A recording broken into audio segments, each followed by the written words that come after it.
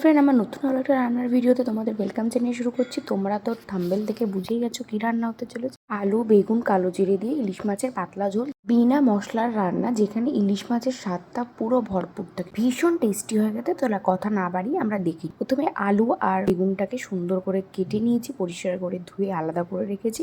এখানে 4টে চেরা কাঁচা লঙ্কা দিয়েছি, তোমরা চাইলে আরো বেশিও দিতে পারো। এবারে মাছের মধ্যে নুন হলুদটাকে ভালো করে মাখিয়ে নেব।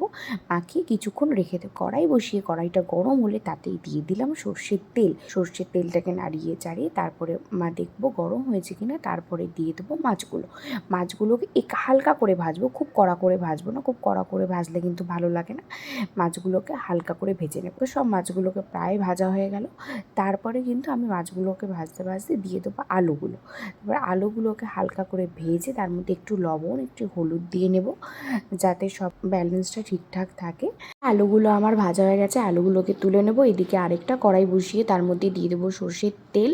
আর আমি ফোড়নের জন্য ইউজ করছি একটা তেজপাতা আর কিছুটা কালো জিরে। পাতা আর কালো জিরে দেওয়ার পর গন্ধটা ছেড়ে আসলে দিয়ে দেবো কিছুটা গ্রেট করা আদা। এটাকে ভালো করে নাড়াচাড়া করে নিয়ে দিয়ে দেবো হলুদ আর কাশ্মীরি লঙ্কা, যেটা আমাদের কালারের জন্য ইউজ হবে। তারপরে চেরা কাঁচা লঙ্কাগুলো দিয়ে দেবো।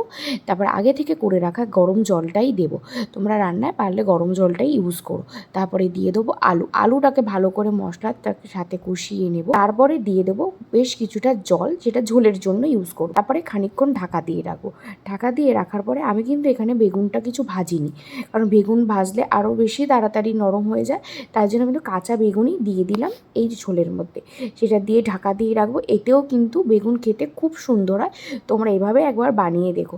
তো আমি একটুখানি টেস্ট করে দেখলাম লবণটা ঠিকঠাক আছে কিনা, তো আর একটু লবণ লাগবে বলে আমি লবণ দিয়ে দিলাম। দেখো আমার কিন্তু ঝোল পুরো ফুটে গেছে। আমি এবার আগে থেকে ভেজে রাখা মাছগুলো এর মধ্যে দিয়ে দিলাম, দিয়ে আবার একটু ঢাকা চাপা দিয়ে দিলাম। সব একসাথে খুব সুন্দর করে মিশে যায়।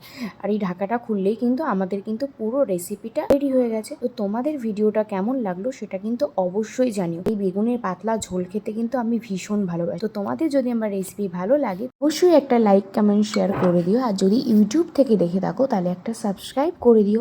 তোমরা কে কোথা থেকে আমার ভিডিওটা দেখছো সেটাও একটা কমেন্ট বক্সে জানিও। চলো আজকের মতো টাটা, বাই বাই। দেখা হচ্ছে অন্য আর একটা ভিডিওতে।